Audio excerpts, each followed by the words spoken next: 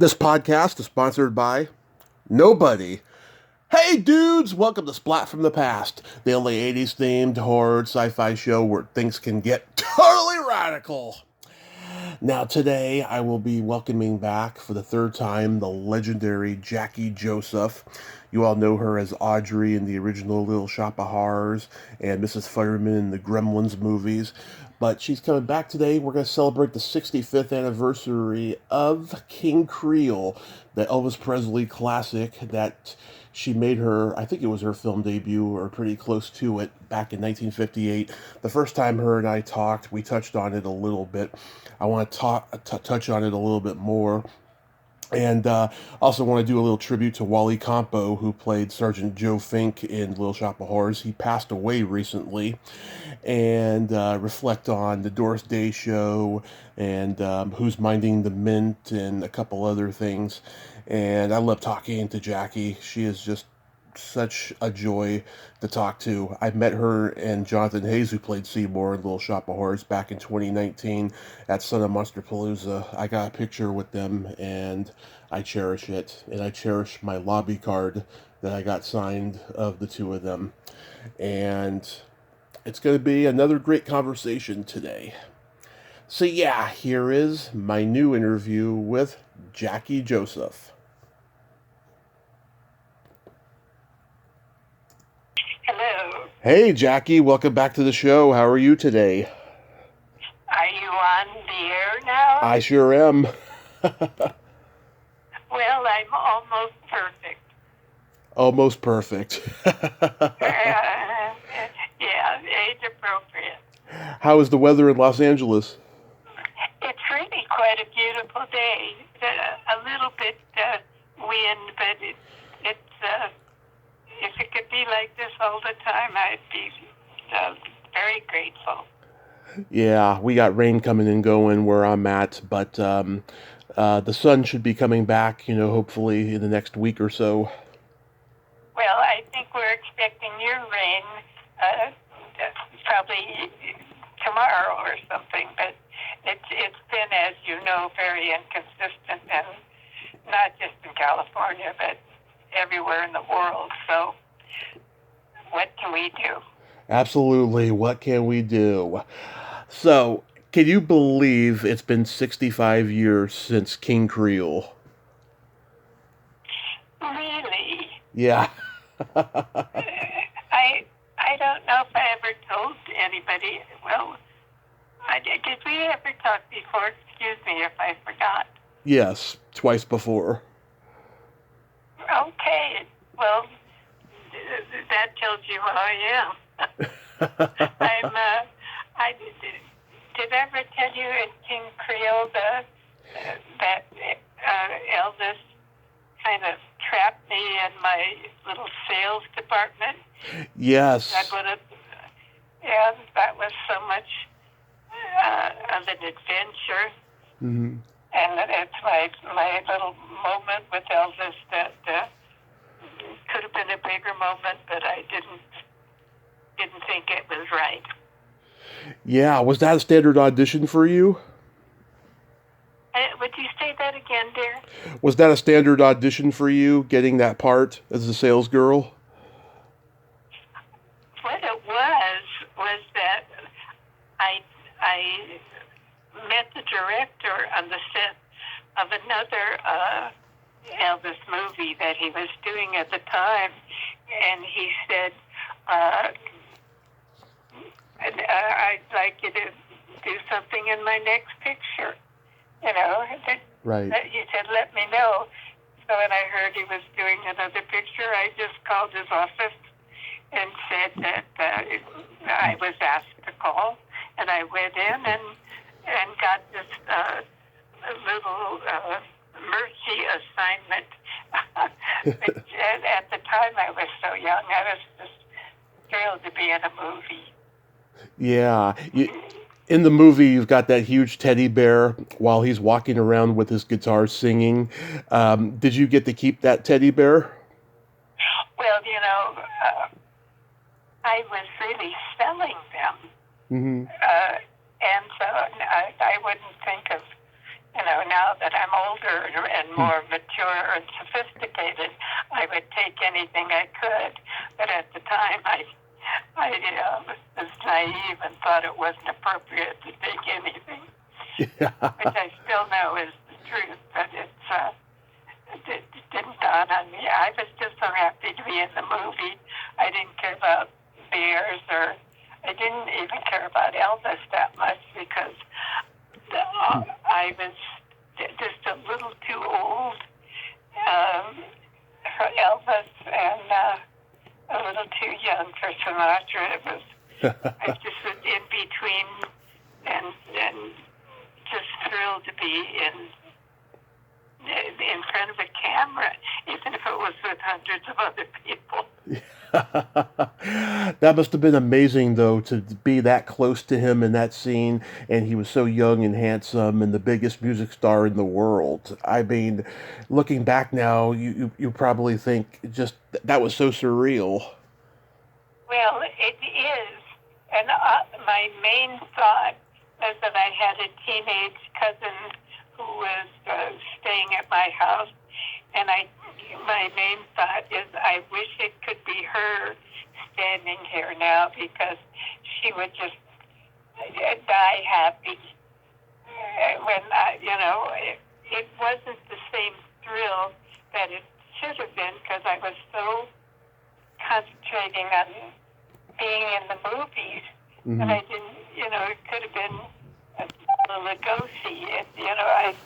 I was just thinking about me and what a miracle it was to have a little dream come true, and it was just it just turned out to be a good story, because when we had our little conversation, I was in my head the whole time thinking, okay, think of something to say, think of not being too stupid. And we just talked about him singing ballads, and that I thought he was very good, and to think of recording some. And that's when he told me he was going to start doing some gospel music, and that if I really thought he was good singing, just to play ballads, not all the rock and roll. That he thought that he was happy that he thought that that might be something good for him. And of course,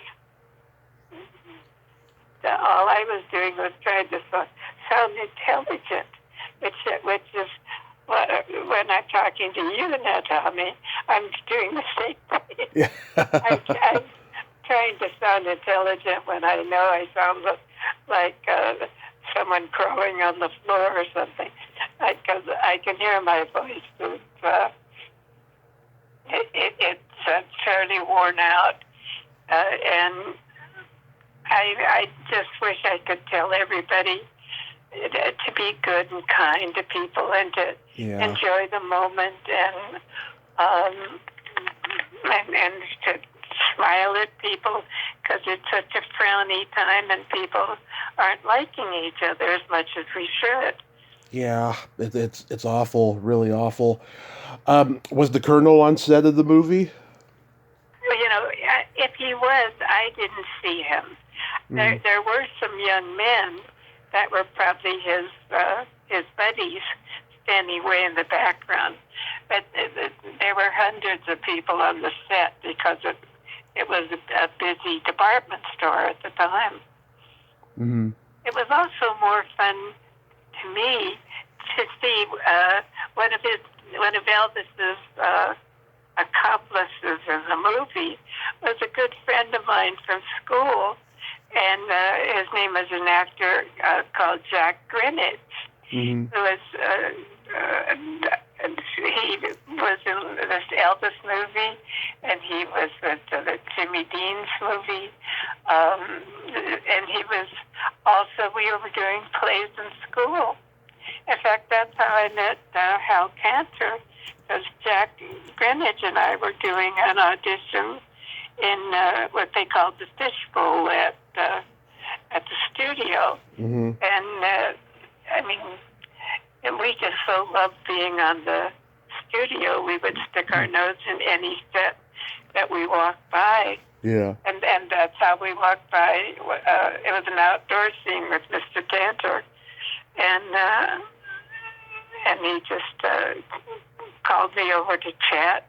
And that's, it's such a teeny story, but there's just little moments in the road where if you take that turn, so many things happen from it. Yeah. And Elvis, was part of it. But I wonder what would have happened if I went to that party with him that night. Yeah. I would have had to find a ride home. Yeah. But and then my main thought, if anyone says, "What did you think of Elvis?" is I thought he was a nice boy. He was just a very nice boy, and he was polite.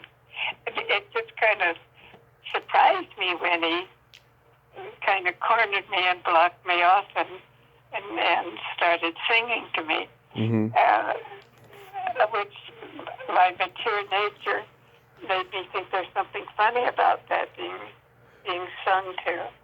So, Did you see the new movie that was made about Elvis? I've seen so many. Oh, the newest movie. Yeah. With I thought it was very good. Yeah. It was stylized and the acting was very good. I just think it was miscast. As far as Tom Hanks goes, he was this wonderful actor. Mm-hmm.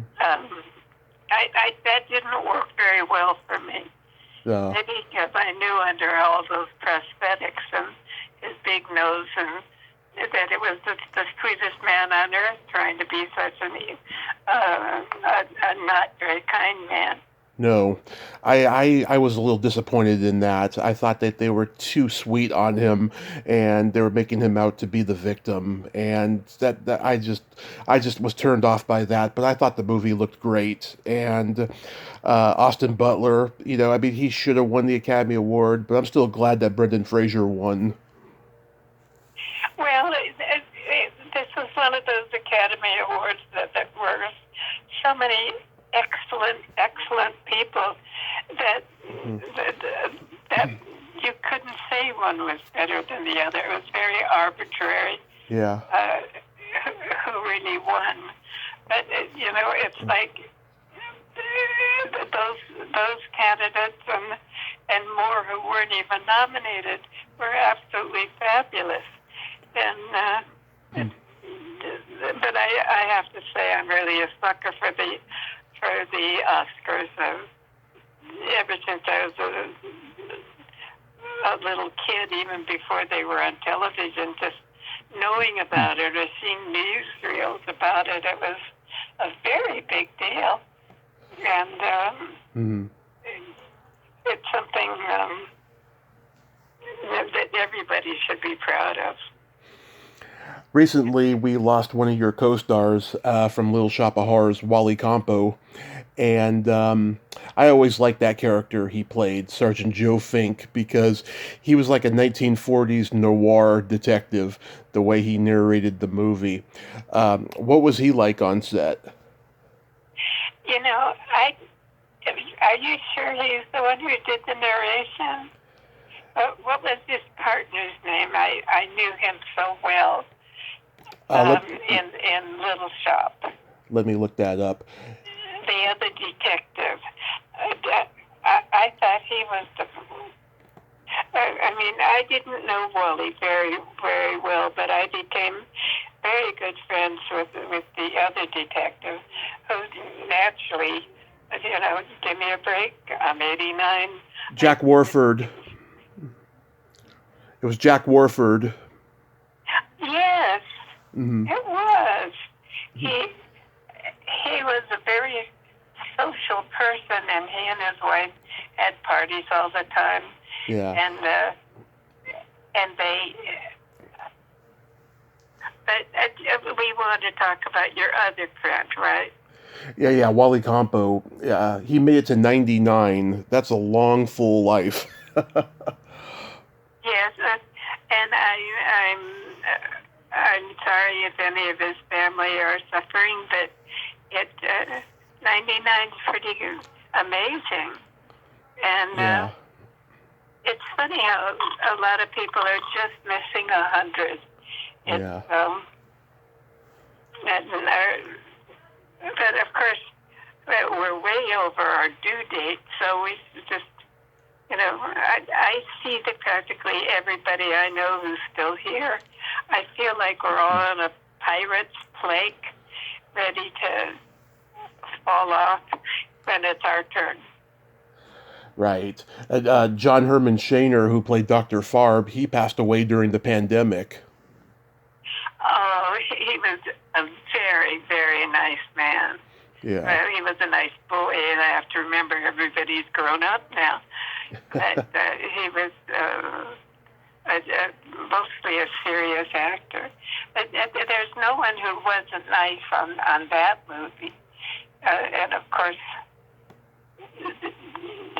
that was my first experience with having such a big part in a film. Mm-hmm. And did I ever tell you that the makeup man, I figured those are professionals and they know film, and so I shouldn't say anything about, telling them how to do anything, because they know the medium.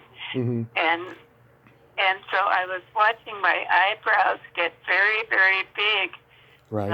in the makeup mirror, watching him. And I just casually said, have you made up a lot of women? He said, oh, no, I just have done monsters. And I thought, oh, okay. That kind of gave me permission to sneak into the ladies' room and kind of dab up my makeup a little bit and take down my monster eyebrows. And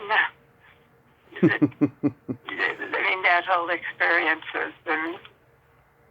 Do you know if Lynn Story is still alive?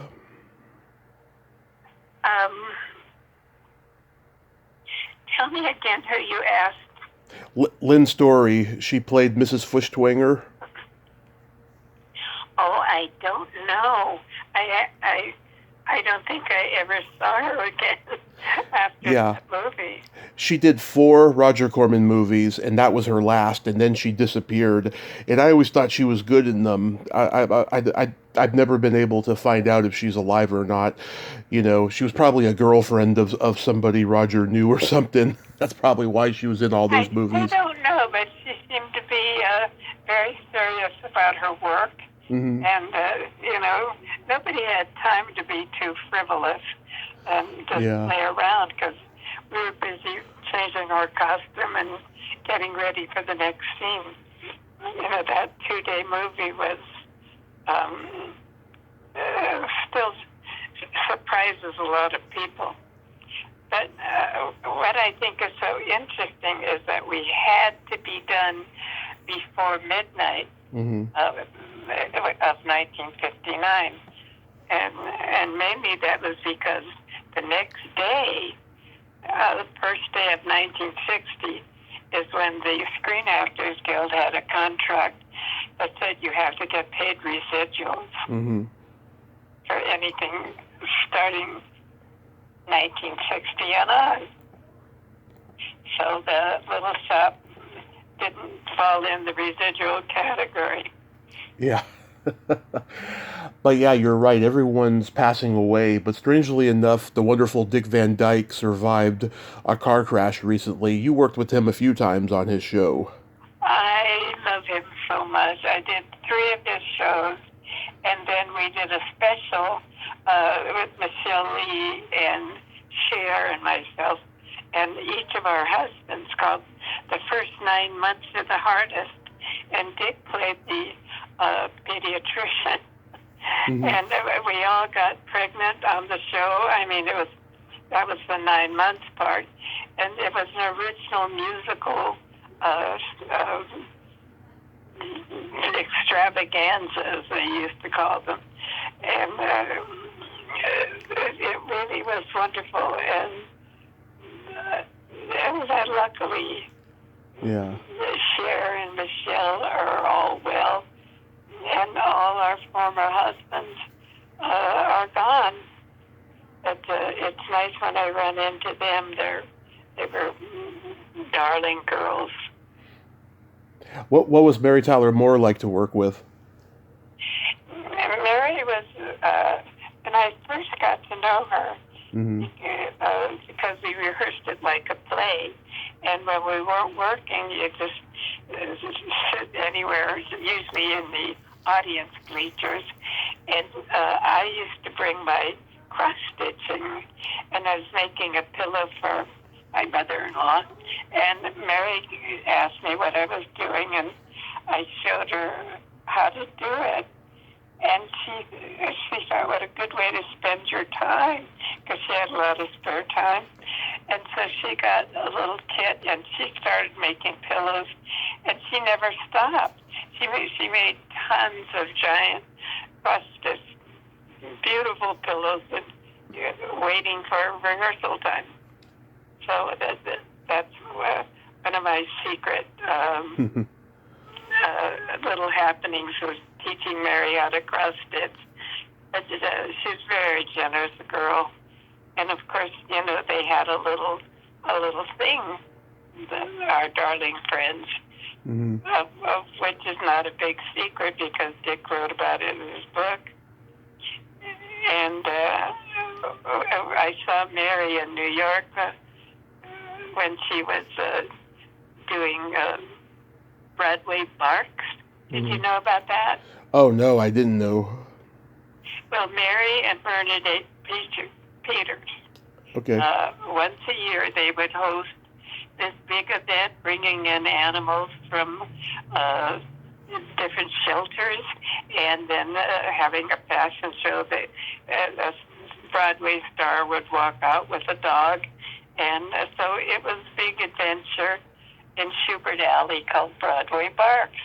And so I saw Mary there, and I was talking to her about Dick, and I said, how did you feel about his little secret in his book? And she said, well, we were naughty.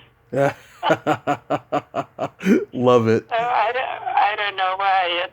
It's not that I want to approve, but they were so darling. I kind of liked the idea that they were naughty. And because they were so perfect with each other. Oh, yeah.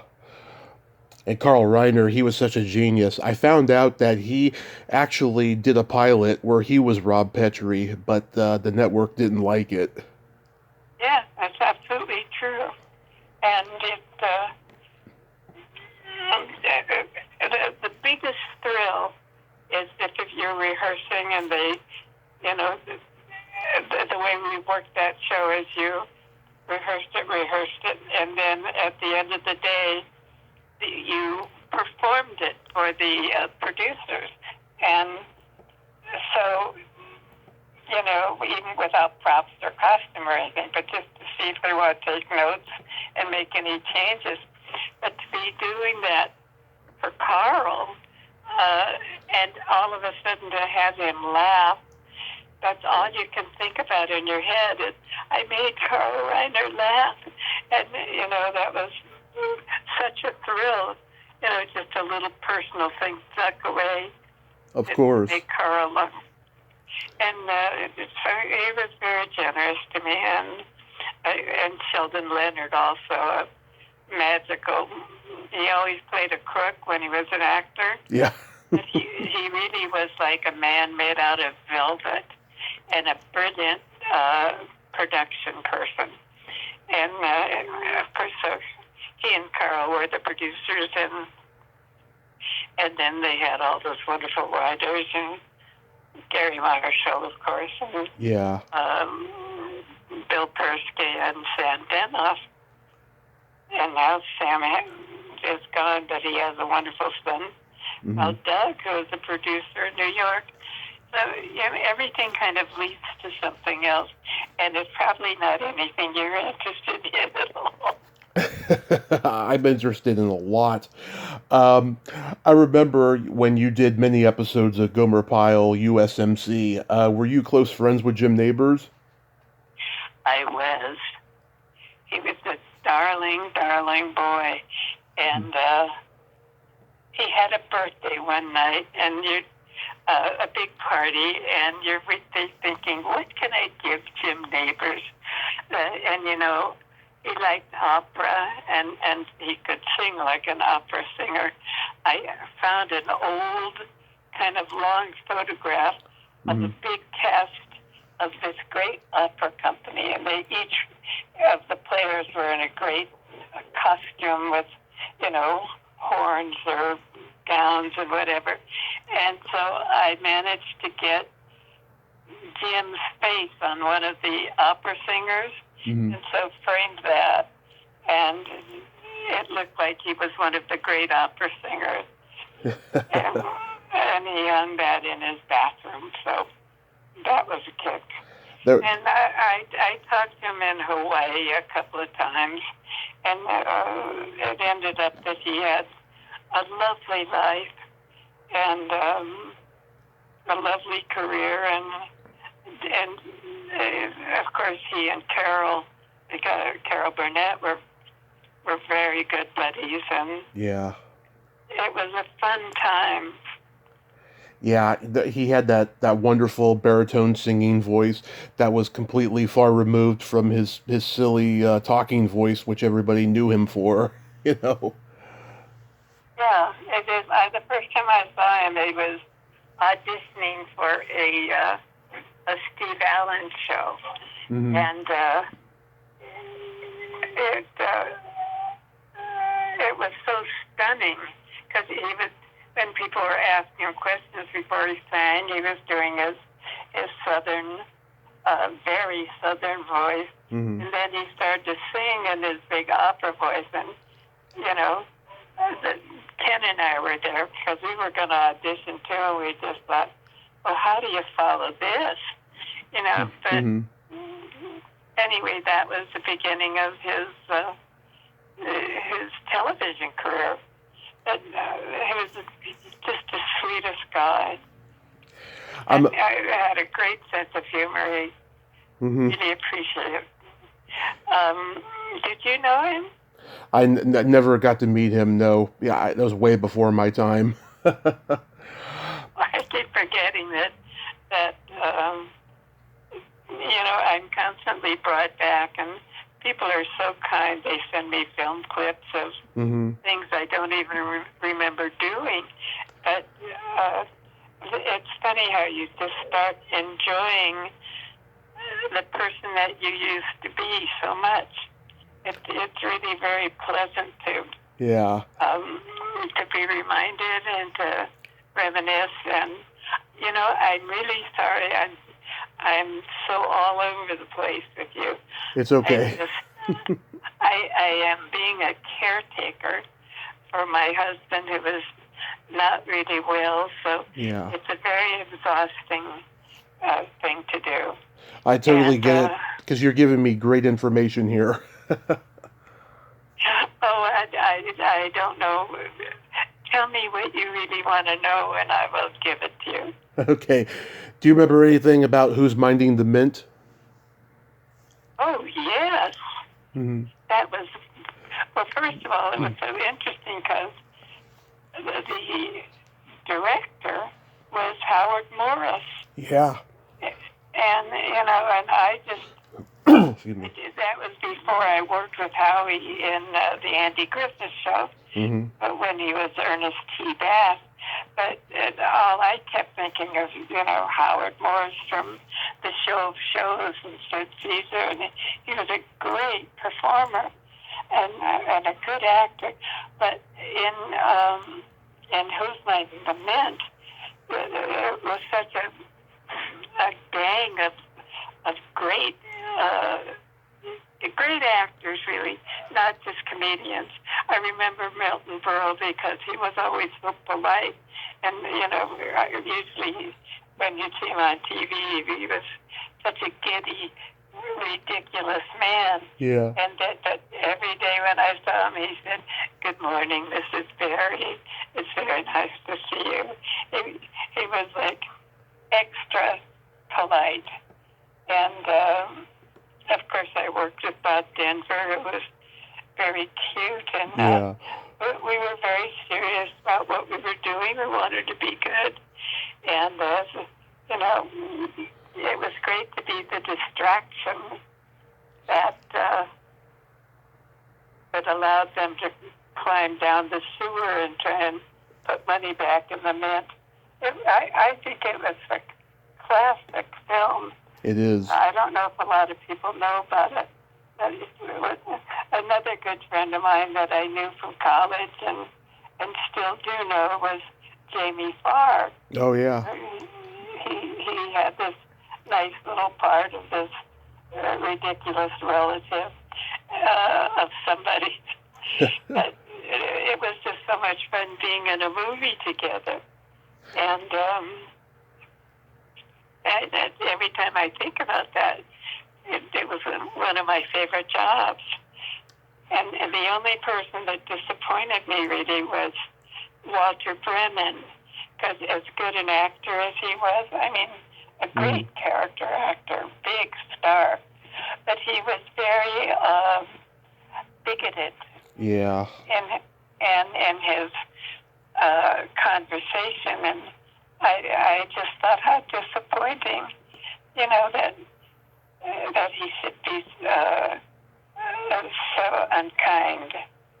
But that's how it is. But he was a little ahead of his time. Yeah, unfortunately, a lot of those guys were. How about the Cheyenne Social Club? Oh, how about that? Yeah. I mean, that was I got cast in that movie. The director, again, this amazing director, was Gene Kelly. Yeah. And I had done another movie with Mr. Kelly. I'm so respectful. It's hard for just to say Gene. He did a movie called A Guide to the Married Man with Walter Matthau and Robert Morse. And then a million other people. It's one of those things that you cast a whole bunch of vignettes. And but I was in a party scene with Walter Matthau while he's giving racy ideas to Robert Morse. Yeah. And for some reason, Gene Kelly remembered me from that. And he just cast me in the Cheyenne Social Club without even an interview. Just, hey, you got a job. And it was a delicious job. But worked every day with Henry Fonda and Jimmy Stewart. I mean, that's movie magic. And so many great things happened there. They were good buddies, you know. Yeah. It's interesting. Best of friends, totally politically opposite. Yeah. That didn't let them affect their friendship. Like it used to be, we could differ in a friendly way. And but he gave a gift to Mr. Stewart. Henry Fonda was a great artist. And there was this huge portrait that he made of Jimmy Stewart's horse called Pie. And it was a horse he used in all his movies. And the Pie had recently passed on. And so this beautiful oil painting was a gift. And it was such a touching moment to be a fly on the wall there. It was very loving. But the other funny thing I'll remember about that, you know, besides being this hooker and making Jimmy Stewart laugh, you know, it's things like that just for some reason throw me to pieces. there was one scene where he was talking to all of us girls, and when a certain amount of bells would ring, that meant we had a gentleman caller. And so when I got my 5 bells, I just stood up and said, "That's me," and started bouncing out, and he just fell over laughing. And they stopped the scene, and he said, "She was just so happy." And, it's another magic moment for me. You looked gorgeous. Say it again? I was going to say, you looked gorgeous in this movie. Well, we each had our own Westmore. There was a whole bunch of brothers that were makeup artists. Michael. That were all the Westmores, and Mr. Stewart had his own Westmore, and we all were assigned a Westmore. And my favorite thing about the makeup is that my Westmore put on single eyelashes on the top and the bottom, one at a time, so that it made it look so natural. And in order to keep them in order, that after the shooting day, he would take each eyelash out at a time and put it on a bagel. Yeah. And it would go, the middle of the bagel was like the eye, and so they were all in order, top and bottom, on this bagel. We used the same bagel every day for 6 weeks. Mm-hmm. Well, I thought it was funny. Yeah. But my most interesting moment there on the set was Mr. Stewart came over to me just chit-chatting. He says, I'm not getting any direction. He says, he's not telling me anything to do. I'm just flying blind here. I don't know what to do. And I just, I just went, and then a little while later, Gene Kelly came over and he was saying, I'm having so much trouble. I mean, how can I tell Jimmy Stewart how to do anything? He was so in awe of Jimmy Stewart, so they each were complaining about they didn't know how to deal with each other. And I certainly was not anyone to tell tales, so I'm just in my head there thinking, this is so funny, and they're such big deals, and they have their own insecurities, but it's just wonderful experience.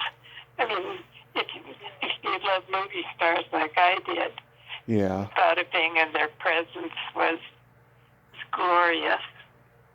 So you were good friends with Doris Day. You worked with her on with Six You Get Egg Roll and her sitcom for a couple seasons. Is that how you two met with Six You Get Egg Roll? Yes. Well, we didn't really meet there. We were in the same scene, but I never stopped to chat to people if they're in a scene, especially if they're a lead. You think they're thinking of their lines and where they're supposed to go, not having someone say, "Oh, you're so wonderful," and I'm so happy to be here. I mean, that's just in the way of the actor. So unless someone talks to me, I don't interfere in their space.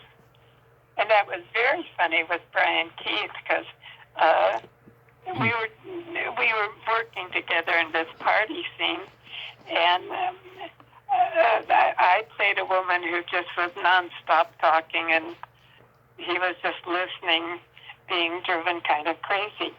But before we shot the scene, they put us in our places. So he was in a chair, and I was on this kind of ottoman stool, but nobody introduced us. And I figure I don't think it's my place to start introducing myself and thinking he might be going over his stuff. So we both were staring at each other until it got just, how when it's too long, then it's really awkward. Yeah. And after a really long time, he leaned over to me and he said, "Did you hear the one about?" And like he was starting to tell a joke. And then so he just kind of broke the ice with that. And anyway, that was something I can't forget. Doris, I remember before they shot, she was just walking around with giant big pink curlers in her hair, a pink chenille bathrobe, and just looking happy and going about her stuff. And then she got all gorgeous for the party and was just happy to be in the movie. And I got a call a year or so later, maybe not even that long. It was after the Warner Brothers cut all their country shows. It was like a big change in their, and my husband at the time was doing Mayberry RFD, and it's the first time he ever felt secure as an actor. And then when they canceled it, because it was like the number one in its time slot, right? And he just was so shocked that he was sure he would never work again, and just was so depressed. And when I got a call to do a series, I had always refused to do series or anything that would take me out of town, because my main job in life was trying to be a wife and a mommy. But he said, "You better take that job." Like I was forced to take the series, and my agent knew I didn't want to, but she called and said, "Look, they're doing this series, and they promised they would do the hours that are convenient for you."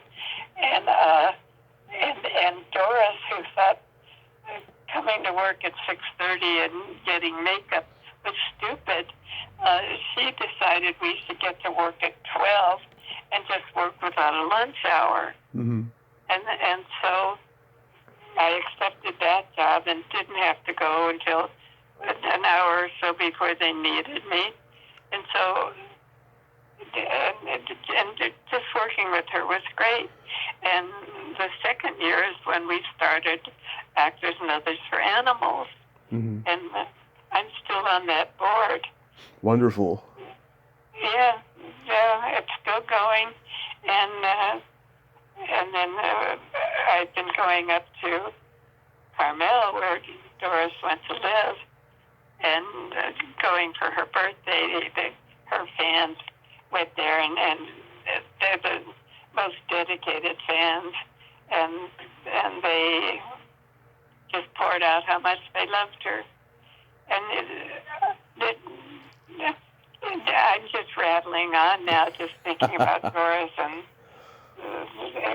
she had an animal organization also, the Doris Day Foundation. Right. So I get to be a part of that, and I'll always tell people that not to forget the animals, because it's really helping people too who own animals that makes their life worthwhile.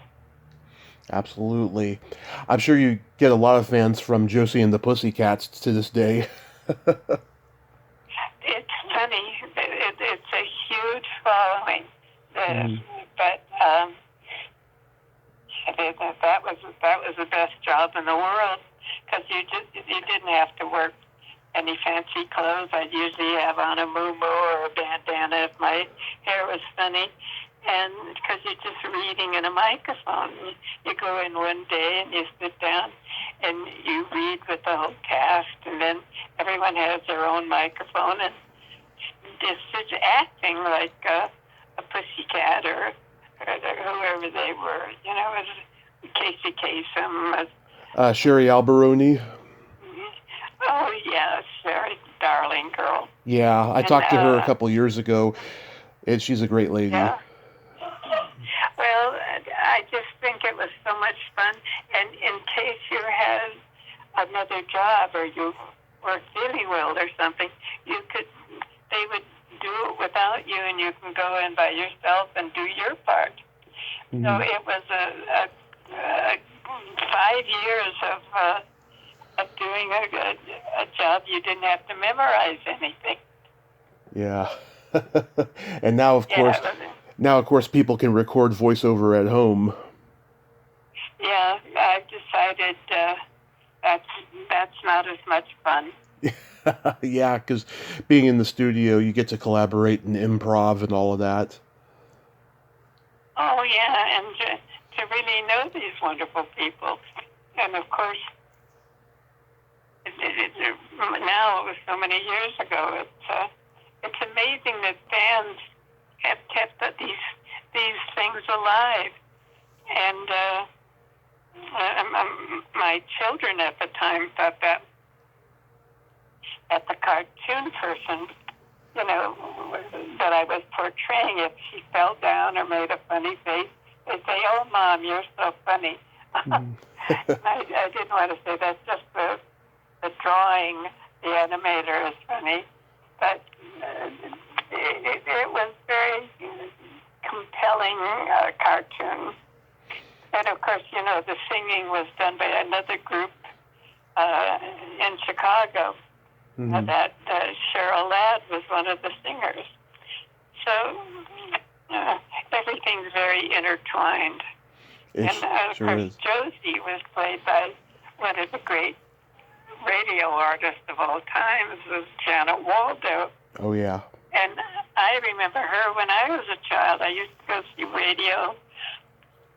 I mean, they had an audience where they recorded the radio shows, and I'd see Janet doing a date with Judy, or, she was a very big star, and then I got to work with her as a girlfriend. That was all part of the magic.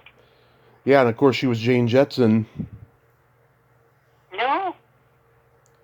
Oh, you're talking about Janet. Yeah, she was the voice of Jane Jetson in the 60s. I'm happy for that. Luckily, I don't care about it that much. Yeah. I'm just so self-satiated with all the things I've done. But I am an admirer of the performers. And I'm so happy when I get to see. I haven't seen anybody in a long time, and then suddenly I did one memorabilia show this year for the first time in years, mm-hmm. and it was great. I could see Jamie Farr and Loretta Swit, and mm-hmm. sitting next to oh my gosh, I'm blanking out. She was Carol Burnett's sister, and then the Mama's Family, Vicki Lawrence. Vicki Lawrence, yes. Yeah, who I met when she was a young girl, and then suddenly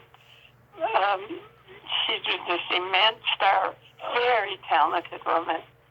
Yes, she is very talented. Yeah. I remember when you and your late former husband, Ken Berry, were on the Brady Bunch in the very infamous adoption episode. That's right. It really was supposed to be a pilot. Yeah. For a series for Ken. And I played the adoption lady. And it was a big disappointment for him. But he did okay with Mama's Family. He was really very successful. Yeah. I talked to Brooke Bundy. We were always, mm-hmm. well, let's say not always, but I maintained a friendship with Ken, and then at the end of our lives, we were very close friends. Yeah. And I was with him when he died, and it was interesting that he had such a wonderful, wonderful career, and he was really not a very secure. He was a good performer, but he never thought he was going to get another job. Mm-hmm. He was one of those people who thought this is my last chance. Yeah. And then he lasted a long time. And I loved him very much. He was very talented, very talented. You were in one of the first episodes of Full House, and we recently lost Bob Saget. Do you remember anything about working with him? There, just that he was kind, totally kind, and he was so beloved. It's interesting, and I'm just lucky to have worked with him. But I just want to ask you, Mm-hmm. have we kind of done as much as we can right now? Absolutely. I just want to wrap this up by asking you. I know last few years has been very sad for you. You lost your daughter, and I'm sorry about that. How are you getting through that, and how's your health these days? Well, I'm appropriately. I have one knee that I went to see. I was told it had to be replaced, but the doctor said it's too big a risk. So I'm really sure when I get out of a chair or down, because it's I do a little acrobatic act that I learned from Dickie and Tommy Smothers. Yeah. I watched a clip of theirs, and they were doing an act together currently, and one was helping the other out of a chair, and he said, remember, nose over toes. And so that means you lean over so much that your nose is over your toes, and when you do that, you're kind of out of your chair, and so you just get your footing, and then somehow lift yourself up with your hips and sit upright so it doesn't use your knees. So that's my little knee tip, is nose over toes. Thank you to the Smothers. And how do you get over the loss? I lost my son also about 6 years ago. Yeah. And what I discovered is, first of all, you have to deal with what is. And I tend to choose to feel that they're always there. And so if I want to talk to them, I just do. And,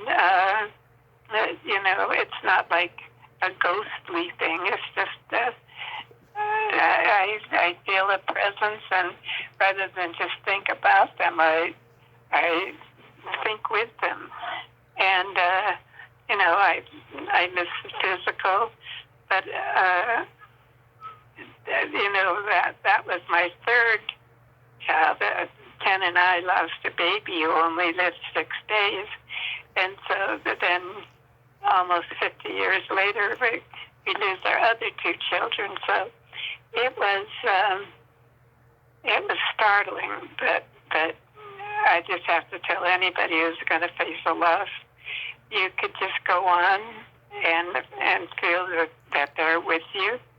There's so many technical things you have to do, just Right. that you get wrapped up in the business of it all, doing the right thing, hopefully, and then keep setting goals and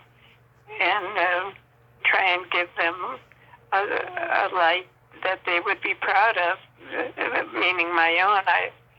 I just want to, I know if they're watching, I'm sure I'm directed quite often to, when I lose something, suddenly I'll look in this ridiculous place and I'll have to just say, oh, thank you, because I'm being assisted, I feel. And so they're never really gone, I guess is what I'm trying to say. It's just a shock, and then you find a new reality. Are you going to write a memoir? Because you got so many great stories. Well, I think almost everything is a story, so I have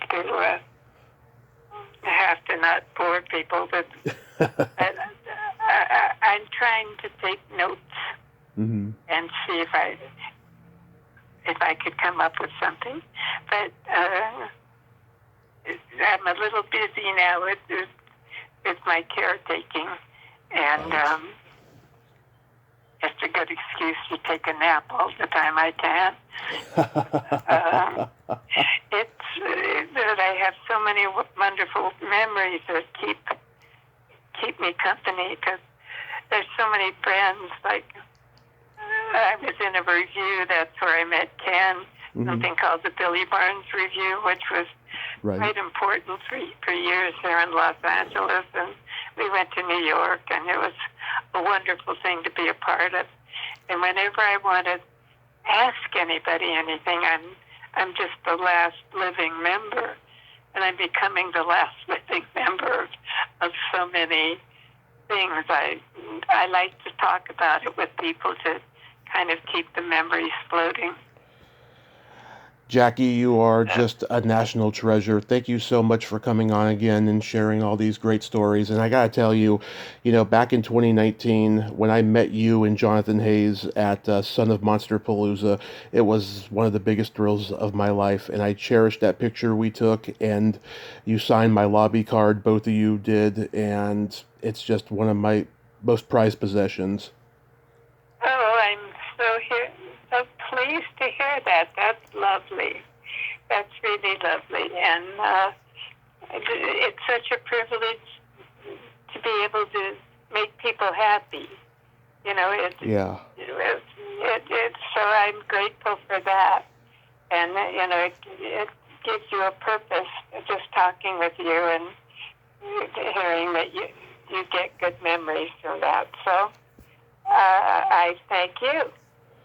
Jackie, God bless you and your husband. Be safe out there and have a great rest of your day. Thank you, dear. Bye-bye. Bye-bye. Well, there you have it. Jackie Joseph. Oh my God, she is a national treasure, like I said, and a wonderful lady, and such great stories there. And I'm glad she's taking care of her husband. We all need to take care of each other, because the world's getting crazier. Everyone's health is declining, it seems. We just gotta be nice to each other and just love one another. There's no other way around it. And I'm so honored and privileged to talk to Jackie Joseph for a third time today. Well, until next time, this is Tommy Throwback Kovac saying, there's no shame in living in the past, because the present sucks. Later, dudes.